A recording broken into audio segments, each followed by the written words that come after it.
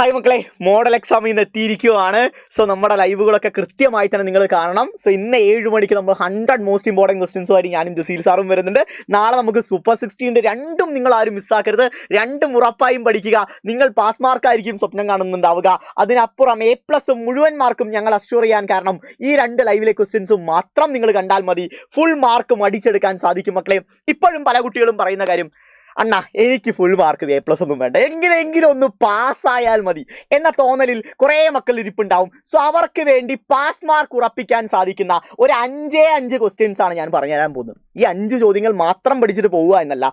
First നിങ്ങൾ ഏത് chapter തുറക്കുന്നതിന് മുമ്പും ആദ്യമേ 5 ചോദ്യങ്ങൾ പഠിക്കുക, എന്നിട്ട് ബാക്കിയുള്ളവ പഠിക്കുക. സോ പാസ് മാർക്ക് നേടിത്തരാൻ ഏറ്റവും കൂടുതൽ പോസിബിലിറ്റി ഉള്ള 5 പ്രധാനപ്പെട്ട ചോദ്യങ്ങളാണ് നമ്മളിവിടെ ഡിസ്കസ് ചെയ്യാൻ പോകുന്നത്. ഏറ്റവും റിപ്പീറ്റഡ് ആയിട്ട് പ്രീവിയസ് ഇയർ ക്വസ്റ്റ്യൻ പേപ്പേഴ്സിലൊക്കെ കണ്ടിട്ടുള്ള, ഇനി നമുക്ക് ഒരു കംപ്ലീറ്റ് ആയിട്ട് നമ്മുടെ മോഡൽ എക്സാമിന് വരാൻ സാധ്യത ഏറ്റവും കൂടുതൽ കൽപ്പിക്കപ്പെടുന്ന 5 പ്രധാനപ്പെട്ട ചോദ്യങ്ങൾ. നിങ്ങളുടെ പാസ് മാർക്ക് മാത്രം നിങ്ങൾ മുന്നിൽ കണ്ട് പഠിക്കുകയാണെങ്കിൽ ആദ്യം നിങ്ങൾ പഠിക്കേണ്ട 5 ചോദ്യങ്ങൾ ഏതൊക്കെയാണ് എന്ന കാര്യമാണ് പഠിക്കാൻ പോകുന്നത്. ഇത് മാത്രം ഒരു കാരണവശാലും പഠിക്കരുത്. കാരണം ഞാൻ ഒരിക്കലും പാസ് മാർക്ക് മാത്രം മതി എന്ന രീതിയിൽ ഞാൻ പ്രൊമോട്ട് ചെയ്യില്ല. പക്ഷെ പാസ് മാർക്ക് വേണ്ട കുട്ടികളാണ് ഈ ചോദ്യങ്ങൾ പഠിക്കേണ്ടത്. റൈറ്റ്. സോ ഗൈസ്, മുന്നോട്ട് പോവുകയാണ്. സോ ആദ്യത്തെ ക്വസ്റ്റ്യൻ എന്ന് പറഞ്ഞു വെച്ചാൽ എഫക്ട്സ് നമ്മുടെ ഇലക്ട്രിക് ചാർജ് ആൻഡ് ഫീൽഡ്സ് എന്നുള്ള ഏറ്റവും പ്രധാനപ്പെട്ട ചോദ്യമാണ്.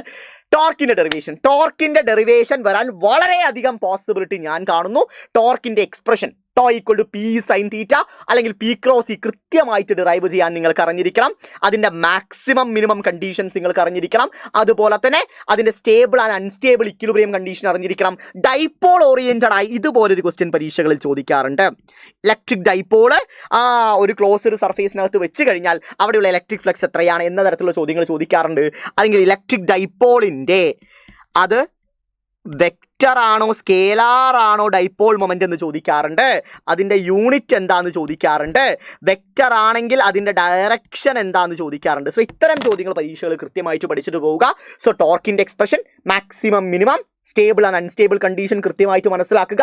ഡൈപോൾ ഓറിയന്റഡ് ആയി എന്താണ് ഇലക്ട്രിക് ഡൈപോൾ, ഡൈപോൾ മൊമെന്റ് എന്താണ്, ഡൈപോൾ മൊമെന്റ് സ്കേലാർ ആണോ വെക്റ്റർ ആണോ, അതിൻ്റെ ഡയറക്ഷൻ എങ്ങനെയാണ്, അതിൻ്റെ യൂണിറ്റ് എന്താണ്, ഇത്രയും കാര്യങ്ങൾ നിങ്ങൾ പഠിക്കണം. ഒരു ഇലക്ട്രിക് ഡൈപോൾ എടുത്തിട്ട് ഒരു ക്ലോസ്ഡ് സർഫേസിൽ വെച്ച് കഴിഞ്ഞാൽ അവിടെയുള്ള ഇലക്ട്രിക് ഫ്ലക്സ് എത്രയാണ്, ഇത്രയും കാര്യങ്ങൾ നിങ്ങൾ എന്തായാലും ഒന്നാമത്തെ കാറ്റഗറിയിൽ നിങ്ങളിത് പഠിച്ചിരിക്കണം. ഇലക്ട്രിക് ചാർജ് ആൻഡ് ഫീൽഡ്സ് എന്നുള്ള ഏറ്റവും പ്രധാനപ്പെട്ട ചോദ്യം. അടുത്ത മൂവിങ് ചാർജസ് എന്നുള്ള വളരെ പ്രധാനപ്പെട്ട ചോദ്യമാണ്. എനിക്ക് ഉറപ്പ് പറയാൻ സാധിക്കും ഈ ചോദ്യം നിങ്ങളുടെ ചോദ്യ പേപ്പറിൽ ഉണ്ടാവാൻ അത്രത്തോളം തന്നെ പോസിബിലിറ്റി ഞാൻ കാണുന്ന ഒരു വളരെ പ്രധാനപ്പെട്ട ചോദ്യമാണ്.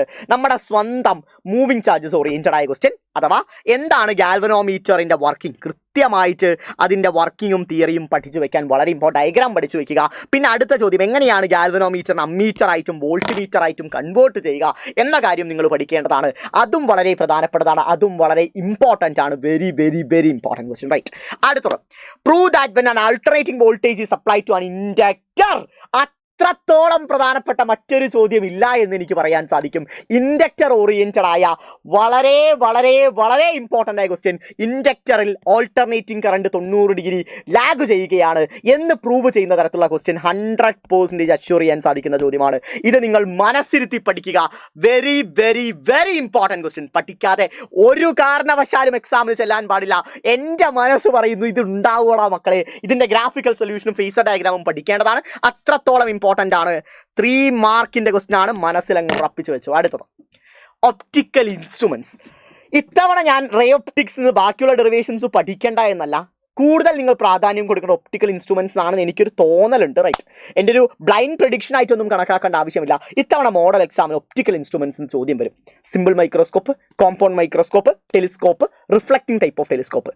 ഇവയുടെ മാഗ്നിഫിക്കേഷൻ, റിഫ്ലക്റ്റിംഗ് ടൈപ്പ് ഓഫ് ടെലിസ്കോപ്പിൻ്റെ അഡ്വാൻറ്റേജുകൾ, കോമ്പൗണ്ട് മൈക്രോസ്കോപ്പിൻ്റെ ഡിസഡ്വാൻറ്റേജുകൾ, സിമ്പിൾ മൈക്രോസ്കോപ്പിൻ്റെയും കോമ്പൗണ്ട് മൈക്രോസ്കോപ്പിൻ്റെയും അതുപോലെ തന്നെ ടെലസ്കോപ്പിൻ്റെയും മാഗ്നിഫിക്കേഷൻ, റേ ഡയഗ്രാം, ഇതൊക്കെ പരീക്ഷകളിൽ ചോദിക്കാം.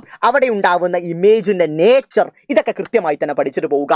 ഇതിന് വളരെയധികം ഇമ്പോർട്ടൻസ് ഞാൻ കാണുന്നു. ഒപ്റ്റിക്കൽ ഇൻസ്ട്രുമെന്റ്സ് എന്തായാലും റേ ഒപ്റ്റിക്സ് നിങ്ങൾ പഠിക്കണം. ഇതിന് പുറമെ പ്രിസവും ലെൻസ് മേക്കേഴ്സ് ഫോർമുലയും കർവ്ഡ് സർഫേസ് ഫോർമുലയും കോമ്പിനേഷൻ ഓഫ് ലെൻസും ഒക്കെ പഠിക്കണം. But the first priority should be optical instruments. അടുത്തലോട്ട് കിടക്കട്ടെ. ലാസ്റ്റ് വൺ, നമ്മുടെ സ്വന്തം വേവ് ഒപ്റ്റിക്സ് എന്നുള്ള ചോദ്യമാണ്. ഹൈഗൻസ് പ്രിൻസിപ്പിൾ എന്തായാലും നിങ്ങൾക്ക് അറിഞ്ഞിരിക്കാം. അതിന് പുറമെ റിഫ്ലക്ഷൻ, പ്ലെയിൻ വേവ് ഫ്രണ്ടിൻ്റെ റിഫ്ലക്ഷൻ പ്രൂവ് ചെയ്യാൻ ചോദിക്കാം. റിഫ്ലക്ഷൻ ഒരു പ്രാധാന്യം ഞാൻ കൽപ്പിക്കുന്നുണ്ട്. റിഫ്ലക്ഷൻ ചോദിക്കാൻ ഒരു സാധ്യത കാണുന്നുണ്ട്. അതും കൃത്യമായിട്ട് പഠിച്ചിട്ട് പോവുക മക്കളെ. ഈ 5 ക്വസ്റ്റ്യൻസ് പരീക്ഷയിൽ വന്നാൽ നിങ്ങൾക്ക് പാസ് മാർക്ക് ഉറപ്പാണ്. ഈ 5 ചോദ്യങ്ങൾ വരാൻ ഏറ്റവും കൂടുതൽ പോസിബിലിറ്റി ഉണ്ട്.